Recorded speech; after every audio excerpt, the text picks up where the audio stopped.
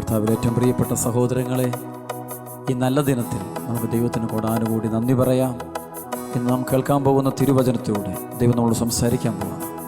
ഈ സമയത്ത് നമ്മുടെ കുടുംബങ്ങളെ, നമ്മുടെ ജീവിതങ്ങളെ, നമ്മുടെ വേദനകളെ, നമ്മുടെ സങ്കടങ്ങളെ, തകർച്ചകളെ മുഴുവനോടെ ജീവിക്കുന്നവനായ കർത്താവിൻ്റെ മുമ്പിൽ, ഈശോമിശിഹായുടെ മുമ്പിൽ നമുക്ക് സമർപ്പിച്ചുകൊണ്ട് നമുക്ക് ശുശ്രൂഷ ആരംഭിക്കാം. നമുക്ക് പ്രാർത്ഥിച്ചുകൊണ്ട്, സ്തുതിച്ചുകൊണ്ട്, ദൈവത്തെ ആരാധിച്ചുകൊണ്ട് നമുക്ക് ഈ ശുശ്രൂഷയ്ക്ക് പോകാം. ഈ ദിനത്തിൽ അങ്ങയുടെ മഹത്വത്തിൻ്റെ കരം ഞങ്ങളെല്ലാവരുടെ മേലും നീട്ടണം. തകർന്നിരിക്കുന്ന ജീവിതങ്ങൾ, മുറിവേറ്റിരിക്കുന്ന മക്കൾ, ഒരുപാട് പ്രതികൂല സാഹചര്യങ്ങളിലൂടെ മുന്നോട്ട് പോയിക്കൊണ്ടിരിക്കുന്ന ഓരോ മക്കളും പേരുപേരായിട്ട് അവരുടെ കുടുംബങ്ങളെയും കർത്താവ് എൻ്റെ സന്നിധി ഞങ്ങൾ സമർപ്പിക്കുന്നു. ഈ മണിക്കൂറിൽ ദൈവമേ എൻ്റെ ശക്തി ഉള്ളിലേക്ക് കൊടുക്കണം. ബന്ധനങ്ങൾ അടിക്കണം. സാത്താൻ്റെ ആധിപത്യത്തിൽ കഴിയുന്ന വ്യക്തികൾക്കും കുടുംബങ്ങൾക്കും സമ്പൂർണ്ണമായ വിടുതൽ നൽകിക്കൊണ്ട് കർത്താവെ അനുഗ്രഹിക്കണമെന്ന് പ്രാർത്ഥിക്കുന്നു. ഹല്ലേലൂയ. ഈശോയെ നന്ദി, ദൈവമേ ആരാധന, ആരാധന. ആമേൻ. കർത്താവിലെ ഏറ്റവും പ്രിയപ്പെട്ട സഹോദരങ്ങളെ, ഇന്ന് നാം ശ്രവിക്കാൻ പോകുന്ന വചനം 1 പത്രോസ് 4-ാം അധ്യായം 12 മുതൽ 19 വരെയുള്ള വചനമാണ്. ഈ വചനം വായിച്ച് നമുക്ക് ധ്യാനിച്ച് നമുക്ക് പ്രാർത്ഥിക്കണം. നമ്മുടെ കുടുംബങ്ങളിലേക്ക് കർത്താവിൻ്റെ വലിയ കൃപ, ശക്തി ഒഴുകാനായിട്ട് നമുക്ക് ആഗ്രഹിച്ച് പ്രാർത്ഥിക്കാം. വചനം ഇങ്ങനെയാണ്: പ്രിയപ്പെട്ടവരെ, നിങ്ങളെ പരിശോധിക്കാനായി അഗ്നിപരീക്ഷകൾ ഉണ്ടാകുമ്പോൾ അപ്രതീക്ഷിതമായതെന്തോ സംഭവിച്ചാൽ എന്നപോലെ പരിഭ്രമിക്കരുത്. ക്രിസ്തുവിൻ്റെ പീഡകളിൽ നിങ്ങൾ പങ്കുകാരാകുന്നതിൽ ആഹ്ലാദിക്കുവിൻ. അവൻ്റെ മഹത്വം വെളിപ്പെടുമ്പോൾ നിങ്ങൾ അത്യധികം ആഹ്ലാദിക്കും. ക്രിസ്തുവിൻ്റെ നാമം നിമിത്തം നിന്ദിക്കപ്പെട്ടാൽ നിങ്ങൾ ഭാഗ്യവാന്മാർ. എന്തെന്നാൽ മഹത്വത്തിൻ്റെ ആത്മാവ്, അതായത് ദൈവാത്മാവ് നിങ്ങളിൽ വസിക്കുന്നു. നിങ്ങളിൽ ആരും തന്നെ കൊലപാതകിയോ മോഷ്ടാവോ ദുഷ്കർമ്മിയോ പരദ്രോഹിയായി പീഡ സഹിക്കാൻ ഇടയാകരുത്. ക്രിസ്ത്യാനി എന്ന നിലയിലാണ് ഒരുവൻ പീഡ സഹിക്കുന്നതെങ്കിൽ അതിൽ അവൻ ലജ്ജിക്കാതിരിക്കട്ടെ. പിന്നെയോ ക്രിസ്ത്യാനി എന്ന നാമത്തിൽ അഭിമാനിച്ചുകൊണ്ട് അവൻ ദൈവത്തെ മഹത്വപ്പെടുത്തട്ടെ. എന്നാൽ വിധിയുടെ സമയം സമാഗതമായിരിക്കുന്നു. ദൈവത്തിൻ്റെ ഭവനത്തിലായിരിക്കും അത് ആരംഭിക്കുക. അത് നമ്മിലാണ് ആരംഭിക്കുന്നതെങ്കിൽ ദൈവത്തിൻ്റെ സുവിശേഷം അനുസരിക്കാത്തവരുടെ അവസാനം എന്തായിരിക്കും? നീതിമാൻ കഷ്ടിച്ചു മാത്രം രക്ഷപ്പെടുന്നുവെങ്കിൽ ദുഷ്ടൻ്റെയും പാപിയുടെയും സ്ഥിതി എന്തായിരിക്കും? ആകയാൽ ദൈവഹിതമനുസരിച്ച് സഹിക്കുന്നവർ നന്മ ചെയ്തുകൊണ്ട് വിശ്വസ്തനായ സ്രഷ്ടാവിന് തങ്ങളുടെ ആത്മാക്കളെ ഭരമേൽപ്പിക്കട്ടെ. കർത്താവിൽ പ്രിയപ്പെട്ട ദൈവമക്കളെ, വലിയ ശക്തിയേറിയൊരു വചനമാണ് നമ്മൾ ഇന്നിപ്പോൾ കേട്ടിരിക്കുന്നത്. ഈ കാലഘട്ടം ഒരുപാട് പരീക്ഷണങ്ങളുടെ കാലഘട്ടമാണ്, പ്രലോഭനങ്ങളുടെ കാലഘട്ടമാണ്, സഹനങ്ങളുടെ കാലഘട്ടമാണ്. ഒരുപാട് ജീവിതങ്ങളെ നോക്കുമ്പോൾ കണ്ണുനീരിൻ്റെ ജീവിതം, 24 മണിക്കൂറും കണ്ണുനീരിൻ്റെ കഥ മാത്രം പറയുന്ന ഒരുപാട് മക്കളെ കണ്ടിട്ടുണ്ട്. ധ്യാനത്തിനൊക്കെ വരുമ്പം കാണാം, തകർച്ചയുടെ വലിയ പ്രയാസങ്ങളുടെ നടുവിലൂടെ പോകുന്ന മക്കൾ വരുന്നുണ്ട്. ഒരുപാട് പ്രതികൂല സാഹചര്യങ്ങൾ നടുവിൽ, ആരോട് പറഞ്ഞാലും മനസ്സിലാകിയാലാത്ത വ്യക്തിപരമായ പ്രശ്നങ്ങൾ, കുടുംബത്തിലെ പ്രശ്നങ്ങൾ, ഇതിനൊക്കെ ഒരു പ്രതിവിധി ഈശോമിശിഹാ മാത്രം. നമുക്കറിയാം, സഹനത്തിൻ്റെ മണിക്കൂറിൽ നമ്മെ കൈവിടാതെ സൂക്ഷിക്കുന്നവൻ, പരിപാലിക്കുന്നവൻ അതൊരുവൻ മാത്രം, നമ്മുടെ ഈശോമിശിഹാ മാത്രം. ഈശോ പറഞ്ഞിട്ടുണ്ട്, പെറ്റമ്മ മറന്നാലും ഞാൻ നിന്നെ മറക്കില്ല, അപ്പനും അമ്മയെ ഉപേക്ഷിച്ചാലും ഞാൻ നിന്നെ ഉപേക്ഷിക്കുകയില്ല. തകർച്ചയുടെ നടുവിൽ, വേദനയുടെ നടുവിലൂടെ പോകുന്ന ദൈവമക്കളെ, ഈ സമയത്ത് നമുക്ക് എല്ലാം വിട്ട് നമുക്ക് വേണ്ടി കുരിശിൽ രക്തം ചിന്തി മരിച്ചവൻ, പീഡകളേറ്റ് മരിച്ച നമ്മുടെ കർത്താവിനെ മാത്രം നമുക്ക് മനസ്സിൽ ധ്യാനിക്കാം. അവനിലേക്ക് നമ്മുടെ ഹൃദയം ചിരിക്കാം, അവനെ വിശ്വസിക്കാം. ജീവിക്കുന്നവന്, അവൻ നമ്മോടൊപ്പം സഹിച്ചവന്, അവൻ്റെ സഹനത്തെ നമുക്ക് പങ്കുപറ്റിക്കൊണ്ട് നമുക്ക് ശരിക്കും പ്രാർത്ഥിക്കാം. ആ ഒരു വചനത്തിൻ്റെ, ആ കർത്താവിനെ മുന്നിൽ കണ്ടുകൊണ്ട്, കുരിശിൽ രക്തം ചിന്തി മരിച്ച കർത്താവിനെ മുന്നിൽ കണ്ടുകൊണ്ട് നമുക്ക് ഈ വചനം കേട്ട് പ്രാർത്ഥിക്കാം. പൗലോസ് പറയുന്ന പോലെ, റോമാലേഖനം 8-ാം അധ്യായത്തിൽ പറയുന്ന പോലെ, നമുക്ക് ലഭിക്കാനിരിക്കുന്ന മഹത്വത്തോട് തുലനം ചെയ്യുമ്പോൾ ഇന്നത്തെ കഷ്ടതകളെല്ലാം നിസ്സാരങ്ങളാണ് മക്കളെ. എപ്പോഴും പൗലോസ്ലിയുടെ വചനത്തിൻ്റെ പ്രത്യേകത, നിത്യജീവിതം മുന്നിൽ കണ്ടുപോകണം. ഈ ഭൂമിയിലെ എല്ലാ സഹനങ്ങളുടെ നടുവിലും, ഏതെല്ലാം തരം സഹനമാകട്ടെ, രോഗമാകട്ടെ, കെടുതികളാകട്ടെ, തകർച്ചകളാകട്ടെ, ദുരന്തങ്ങളാകട്ടെ, നീതി ലഭിക്കാത്ത നിമിഷമാകാം, പരാജയങ്ങളാകാം, തോൽവികളാകാം, നിരാശയുടെ അനുഭവങ്ങളാകാം, അതിൻ്റെയൊക്കെ മുമ്പിൽ പൗലോസ് പറയും, നിത്യജീവിതം, വരാൻ പോകുന്ന സന്തോഷം. ക്രിസ്തുവിനെ പ്രതി എടുക്കുന്ന ഈ സഹനത്തിന് നമുക്ക് കിട്ടാൻ പോകുന്ന ദൈവികമായ പ്രതിഫലം അത് മാത്രം മുന്നിൽ കണ്ടുകൊണ്ട് നിങ്ങൾ മുന്നോട്ട് പോകണമെന്ന് പൗലോസ് അപ്പോസ്തലൻ പഠിപ്പിക്കുന്നുണ്ട്. അത് തന്നെയാണ് ഫിലിപ്പി ലേഖനം 3:20 പറയുന്നുണ്ട്, നമ്മുടെ പൗരത്വ സ്വർഗത്തിലാണ്. പൗലോസ്ലിയുടെ ജീവിതത്തിന് പ്രത്യേകത ഇതാണ്. 3-ാം സ്വർഗം വരെ ഉയർത്തപ്പെട്ട പൗലോസ് തൻ്റെ ജീവിതത്തിൽ ഒരുപാട് സഹനങ്ങളുടെ പോയ വ്യക്തിയാണ്. ആ സഹനമേ ഉണ്ടായിരുന്നുള്ളൂ. തുടക്കം മുതൽ സഹനത്തിൻ്റെ അനുഭവത്തിലൂടെ പോകുന്ന മനുഷ്യൻ ഓരോ നിമിഷവും ദൈവത്തെ മാത്രം മനസ്സിൽ ധ്യാനിച്ചുകൊണ്ട് ദൈവത്തിൽ മാത്രം ജീവിതം കൊടുത്തുകൊണ്ട് മുന്നോട്ട് പോകുന്നത് കാണാൻ പറ്റും. അതുകൊണ്ട് ദൈവാനുഗ്രഹങ്ങൾ അദ്ദേഹത്തെ പിന്തുടരുന്നത് കാണാൻ പറ്റും. ഇതിൽ നിന്നുകൊണ്ട് നമുക്ക് ഈ വചനം ധ്യാനിക്കാം. പ്രിയപ്പെട്ടവരെ, നിങ്ങളെ പരിശോധിക്കാനായി അഗ്നിപരീക്ഷകൾ ഉണ്ടാകുമ്പോൾ അപ്രതീക്ഷിതമായതെന്തോ സംഭവിച്ചാലെന്നപോലെ പരിഭ്രമിക്കരുത്. ഈ കാലഘട്ടത്തിൽ പല ദുരിതങ്ങൾ വരാറുണ്ട്.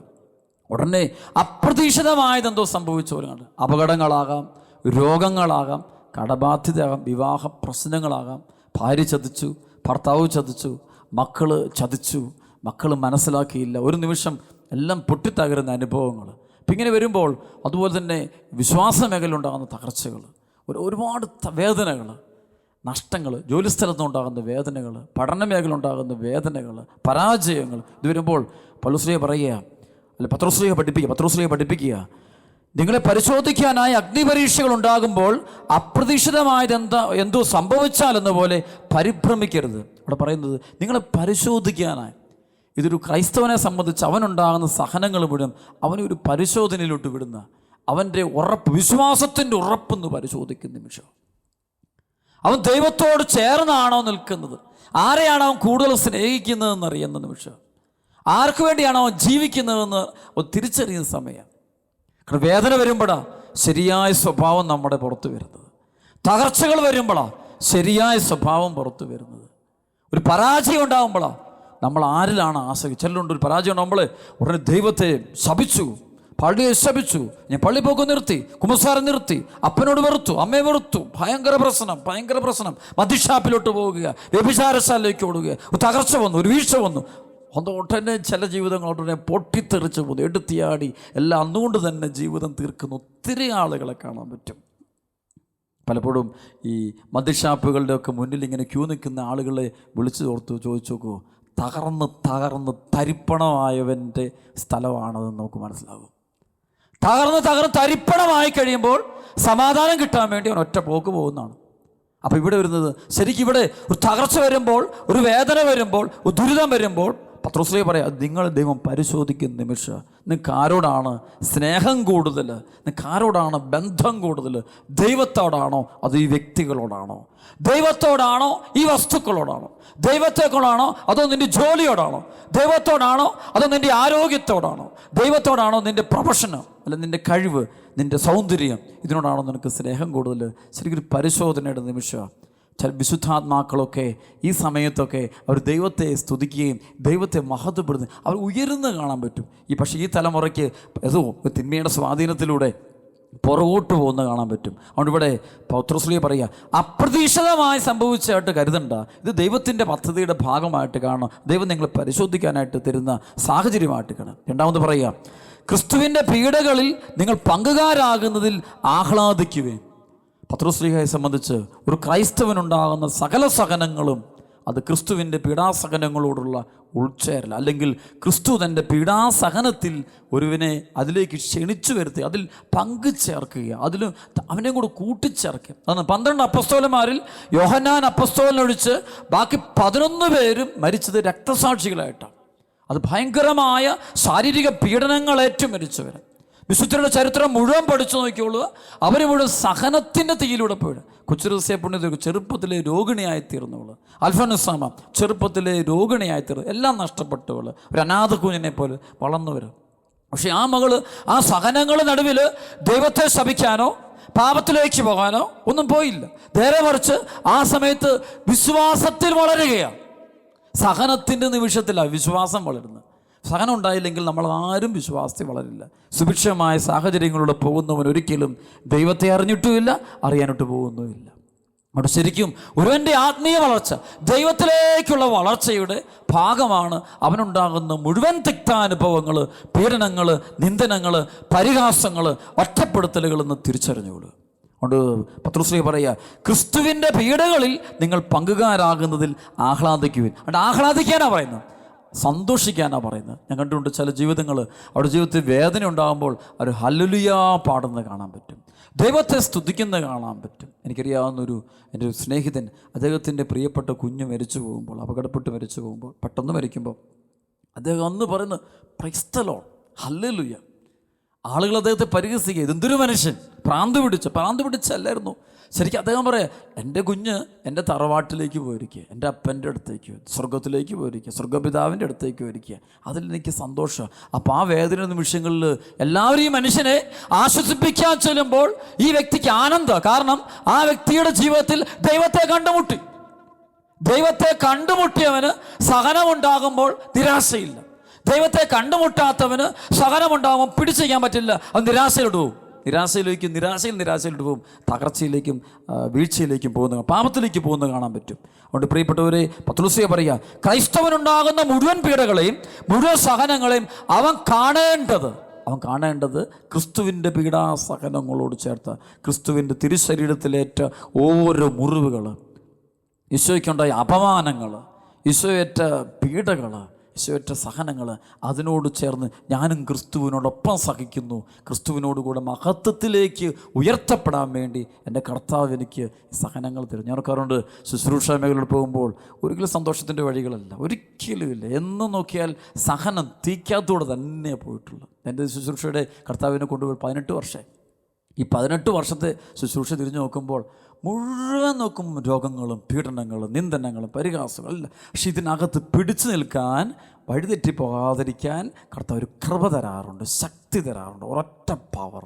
ആ പവർ ഉള്ളതുകൊണ്ട് ധൈര്യമായിട്ട് എത്തേണ്ടടുത്ത് എത്താൻ പറ്റും, ഒന്നും പേടിക്കണ്ട. കാരണം കർത്താവ് പറഞ്ഞിട്ടുണ്ട്, വിശ്വസ്തനാണ്, വാഗ്ദാനങ്ങളിൽ വിശ്വസ്തനായവൻ ദൈവം മാത്രം. മനുഷ്യൻ്റെ വാക്ക് മാറും, മനുഷ്യൻ ഇന്ന് പറയും, നാളെ മറ്റൊന്ന് പറയും. ഞാൻ നിൻ്റെ കൂടെ ഉണ്ടായിരിക്കുമെന്ന് പലരും പറയും, പക്ഷേ സഹനമുണ്ടാകുമ്പോൾ അവരാരും കൂടെ കാണില്ല, ഒറ്റയൊരെണ്ണം കൂടെ കാണത്തില്ല. ശരിക്കുള്ള വേദന വരുമ്പോൾ എല്ലാവരും ഒറ്റപ്പെടുത്തും.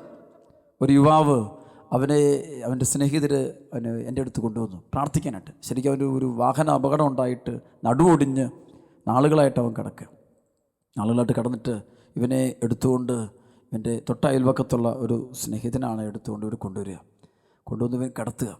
അപ്പോൾ ഇവൻ്റെ പാവം പയ്യൻ, ഒരു 10-28 വയസ്സ് പ്രായമുള്ളൂ. ചോദിച്ചു, മോൻ എങ്ങനെയാണ് സംഭവിച്ചത്? അപ്പം കഥകളെല്ലാം എന്നോട് പറയുക. കഥകൾ പറയുമ്പോൾ കുറേ കൂട്ടുകാരും കൂടി മദ്യപിച്ചിട്ട് വളരെ വേഗത്തിൽ വണ്ടി ഓടിച്ച് 2-3 ബൈക്കുണ്ടായിരുന്നു, മുമ്പോട്ട് ഇടിച്ച് തകർന്ന് വീണ്ടും സംഭവം എല്ലാവരും ഒന്നൊന്നായിട്ട് ഇങ്ങനെ പറയുക. അപ്പം ഞാൻ ചോദിച്ചു, മോനെ ഇപ്പം നിൻ്റെ ആ കൂട്ടുകാരെന്തേ? ആരുമില്ലച്ചോ. വരാറുണ്ടോ? ആദ്യമൊക്കെ ഭയങ്കര ആവേശത്തോടെ രാത്രി ഒന്ന് കൂട്ടുകിടക്കാനും പകൽ കൂട്ടുകിടക്കാനും എല്ലാത്തിനും വരുമെന്ന് വെച്ചാൽ ഇപ്പം ആരുമില്ല. ഞാൻ പറഞ്ഞു, മോനെ നീ വിഷമിക്കണ്ട, ദൈവം കൂടെയുണ്ട്. അപ്പോൾ ഇവൻ്റെ കഴുത്തിൽ നിന്ന് ഇവൻ്റെ ഒരു മാല എടുത്തപ്പോൾ ഒരു ബ്രണ്ടിറ്റും കുരിശുണ്ട്. അവൻ പറഞ്ഞു, അച്ഛാ ഇപ്പം ഇതാണ് എൻ്റെ ആശ്രയം. 28 വയസ്സുകാരൻ പറയാ, ഇത് ഇപ്പോൾ ഉള്ള അച്ഛാ. ഞാൻ പറഞ്ഞു, മോനെ ഇത് ജീവിതത്തിൽ എന്നെ ഒരു കാര്യം പഠിപ്പിക്കുന്നുണ്ട്. ശരിക്കുള്ള സഹനം വരുമ്പോൾ നമ്മളെ കൊണ്ടുപോയി വീഴിച്ചവനോ, നമ്മുടെ കൂടെ സുഖിപ്പിച്ചവനോ, നമ്മുടെ കൂടെ പാപം ചെയ്തവനോ അവന് വേണ്ട സുഖമാണ്. അസുഖം കൊണ്ട് അവൻ പോയി, ആരും കാണില്ല. ഈ കുരിശ് കർത്താവ് മാത്രം കൂടെ കാണും. ഞാൻ പറയും, മോനെ നീ അത് മുറുകെ പിടിച്ചോ, നിൻ്റെ മുഖത്ത് സമാധാനമുണ്ട്. കാര്യം നീ രോഗിയായിട്ട് നീ തളർന്ന് കിടക്കുക, പക്ഷേ ദൈവം നിൻ്റെ കൂടെയുണ്ട്. നീ ധൈര്യമായിട്ട് പൊക്കോ, നിനക്ക് സമാധാനമുണ്ട്. ഈ അവസ്ഥയിലൂടെ കൊണ്ടുപോകാൻ, ഈ അവസ്ഥയിലായിരിക്കണം ദൈവം നിന്നെ കൊണ്ടുപോയിക്കോളും.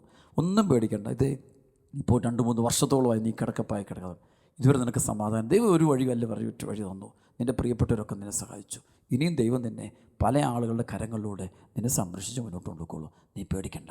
ഇത് ക്രിസ്തുവിൻ്റെ സഹനത്തിൽ ദൈവം നിന്നെ ഉൾച്ചേർത്ത്. നന്നായി മോനെ. ഞാൻ മോനെ നന്നായി. കാരണം വെച്ചാൽ ഈ അപകടം ഉണ്ടായതുകൊണ്ട് നിൻ്റെ ജീവിതത്തിൽ ഇനി കുറച്ച് നീ പാപം ചെയ്യുള്ളൂ. അവൻ ചിരിച്ച് കാണിച്ചതിന് ശരിയാച്ചു. ഈ അപകടം ഉണ്ടായത് നന്നായി, അതുകൊണ്ട് പല തിന്മകളും നിൻ്റെ ജീവിതത്തിൽ ഇല്ലാതായി, തിന്മ വിട്ടുപോയി. അപ്പോൾ ചില സഹനങ്ങൾ ഉണ്ടായതുകൊണ്ട് ആ വിശുദ്ധമായി ജീവിതം വിശുദ്ധീകരിക്കപ്പെട്ടു. സഹനത്തിന് തീയില്ല, ദേഹം മുഴുവൻ ഭയങ്കര വേദനയില്ല, പക്ഷേ അവൻ ആനന്ദം. കാരണം അവൻ ദൈവത്തെ കണ്ടുമുട്ടി. ഈ കുരിശിനെ പിടിച്ചവൻ ദൈവത്തെ കണ്ടുമുട്ടി.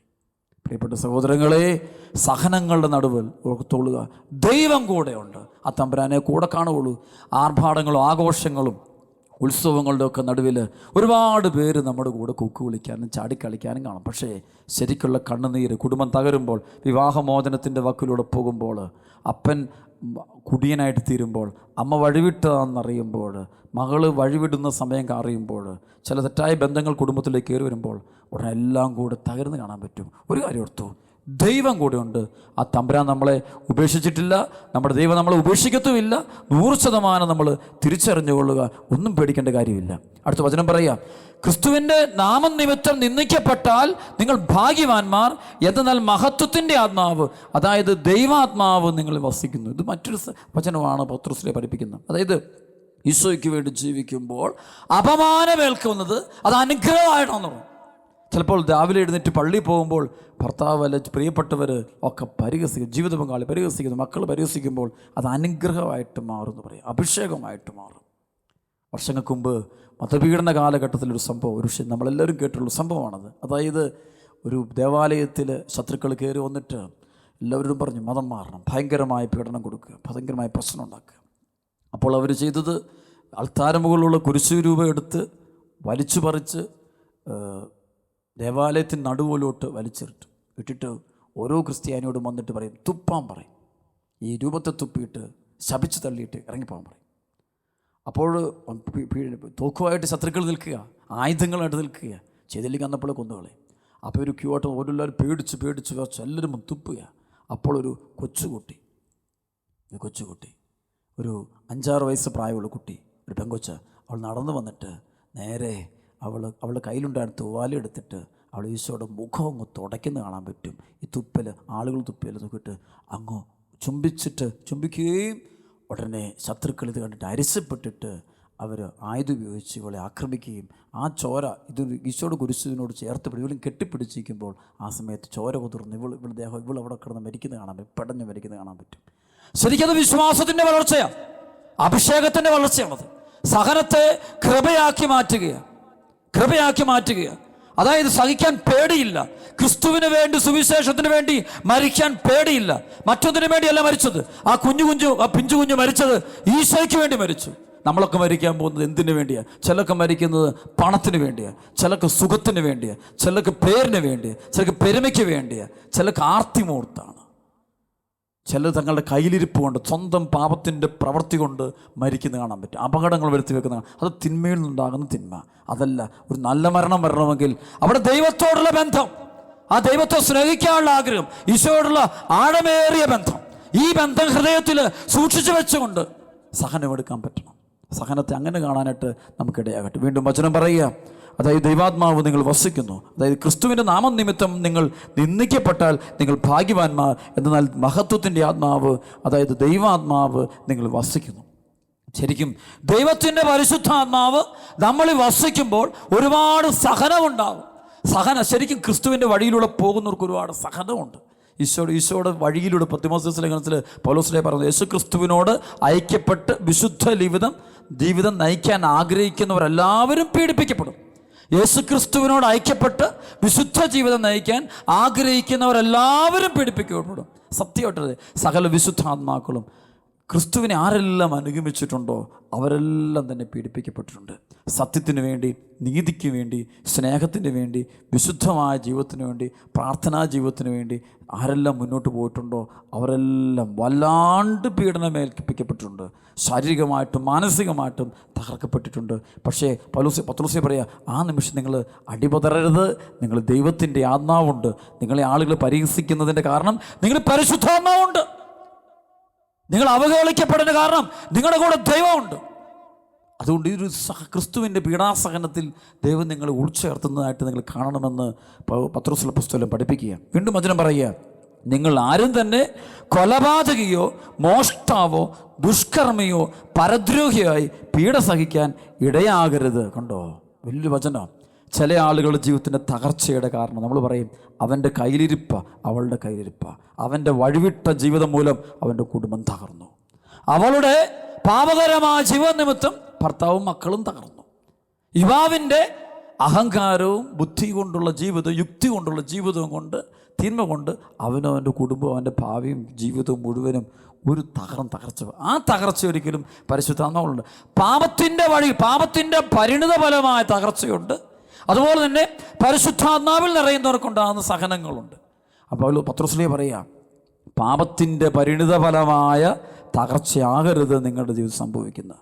ഓരോരുത്തരും പറയും, നിൻ്റെ ജീവിതത്തിലെ അനർത്ഥങ്ങൾ, അപകടങ്ങൾ, ദുരിതങ്ങൾ, ദുരന്തങ്ങൾ അതൊരിക്കലും നിൻ്റെ കഴിഞ്ഞകാല ജീവിതത്തിൻ്റെ ഒരു പരിണിതഫലമാകാൻ പാടില്ല. ചിലർക്ക് ഇങ്ങനെ ദുഷ്കർമ്മിയായിട്ട്, കൊലപാതകയായിട്ട് അത് ചെയ്യുമ്പോൾ അതിൻ്റെ എല്ലാം നമുക്കറിയാം. ഓരോരുത്തരും വിതയ്ക്കുന്നത് അവൻ കൊയ്തിരിക്കും. ഓരോരുത്തരും അവനവൻ്റെ പ്രവൃത്തിയുടെ ഫലം അനുഭവിക്കും. റോമാലേഖനത്തിൽ 2-ാം അധ്യായത്തിൽ 5 മുതൽ വചനം പറയുന്നുണ്ട്, ഓരോരുത്തരും അവനവൻ്റെ പ്രവൃത്തിയുടെ ഫലം അനുഭവിക്കും. അങ്ങനെ പ്രവൃത്തി ഫലം, പ്രവൃത്തി ദോഷം, പ്രവൃത്തി ഫലം, ആ രീതിയിലുള്ള സഹനങ്ങളാകരുത്. നേരെ മറിച്ച് നീ ക്രിസ്തുവിന് വേണ്ടി ജീവിച്ചപ്പോൾ, പ്രാർത്ഥനയിൽ ജീവിച്ചപ്പോൾ, ക്ഷമിച്ചപ്പോൾ, ജീവിതപങ്കാൾ ക്ഷമിച്ചു, അല്ലെങ്കിൽ ഭർത്താവിനെ ഉപേക്ഷിക്കാൻ എല്ലാവരും പറഞ്ഞു, ഭാര്യയെ ഉപേക്ഷിക്കാൻ പറഞ്ഞു, എന്നിട്ട് സഹനമെടുത്ത് ആ മനുഷ്യനെ കൂട്ടത്തിൽ കൊണ്ടുപോകുന്ന ജീവിതം, മക്കളെ ഉപേക്ഷിക്കാൻ പറഞ്ഞു, ഉപേക്ഷിക്കാതെ കൂട്ടത്തിൽ നിർത്തിയ സംഭവങ്ങൾ, സഭയെ ഉപേക്ഷിക്കാൻ പറഞ്ഞു, ഉപേക്ഷിക്കാതെ സഹനമെടുക്കുന്ന സംഭവങ്ങൾ, അങ്ങനെയുള്ള ക്രിസ്തീയമായ സഹനം, ക്രൈസ്തവമായ സഹനം, അതിന് ദൈവസന്നിധിയിൽ വലിയ വിലയുണ്ട്. അതിൻ്റെ വിലയെന്ന് വെച്ചാൽ സ്വർഗത്തോളമുള്ള വിലയാണ്. വിശുദ്ധരുടെ കൂട്ടത്തിലേക്ക് നമ്മൾ ഉയർത്തുന്ന ഒരു വിലയാണിത്.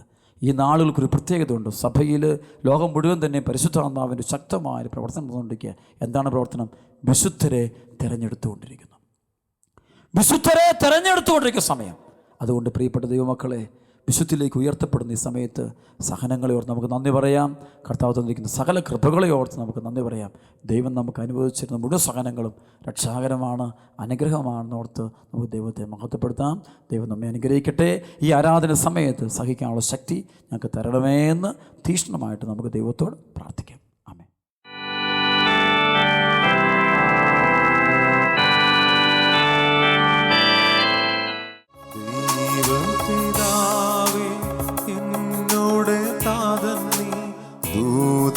ദൂതന്മാരാപകൽ പാഴ്ത്തിടുന്നു, നന്ദിയാൽ വണങ്ങുന്നു തിരുമുൻപിൽ നേരം. എന്നുമെന്നും നീ ആരാധ്യനാ, നന്ദിയാൽ വണങ്ങുന്നു തിരുമുൻപിൽ നേരം. എന്നുമെന്നും നീ ആരാധ്യനാ. പരിശുദ്ധൻ, നീ എന്നും സ്തുത്യൻ. ദൈവമേ, നീ മാത്രം യോഗ്യനായി. ആരാധന സ്തുതി ബഹുമാനം സ്വീകരിപ്പാനെന്നും നീ യോഗ്യനായി. നീ പരിശുദ്ധൻ, നീ എന്നും സ്തുത്യൻ. ദൈവമേ, അനുഗ്രഹിക്കണേ.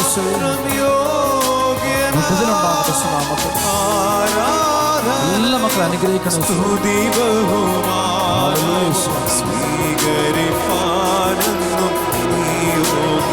പ്രാർത്ഥിക്കാം. Hallelujah, hallelujah, hallelujah. കർത്താവേ അനുഗ്രഹിക്കണേ. എല്ലാ മക്കളും സ്പർശിക്കണം. എല്ലാ ഹൃദയങ്ങളും സ്പർശിക്കണം. ഇപ്പോൾ ഈ ശുശ്രൂഷ പങ്കെടുത്തുകൊണ്ടിരിക്കുന്ന സകല മക്കളെ, ഒരു കുടുംബങ്ങളെ ഭാവിയുടെ കണ്ണുനീരൊപ്പണം, ദുഃഖങ്ങളെടുത്ത് മാറ്റണം, സൗഖ്യം കൊടുക്കണം, വിടുതലുണ്ടാകും. ഈശോയുടെ നാമത്തിൽ വ്യക്തിക്കുന്നു. ഈശോയുടെ നാമത്തിൽ സാത്താന്റെ ശക്തികളെ ബന്ധിച്ച് വിശ്വസിക്കുന്നു. നിന്റെ ശക്തി പ്രകടമാണ്. നന്ദി ദൈവം, സ്നേഹം തന്നെയായ ദൈവം, ഞങ്ങളങ്ങ് വിശ്വസിക്കുന്നു, ഞങ്ങളങ്ങ് ആശ്രയിക്കുന്നു. ഏറ്റെടുക്കണം കേട്ടോ, സൗഖ്യമുണ്ടാകും. ഈ കുടുംബങ്ങളെല്ലാം അനുഗ്രഹിക്കണം കേട്ടോ. ഈശോയെ അനുഗ്രഹിക്കണം. Hallelujah, hallelujah, hallelujah. വിടുതലുണ്ടാകും, അത്ഭുതങ്ങൾ സംഭവിക്കും, അടയാളങ്ങൾ സംഭവിക്കും, സൗഖ്യങ്ങൾ സംഭവിക്കും.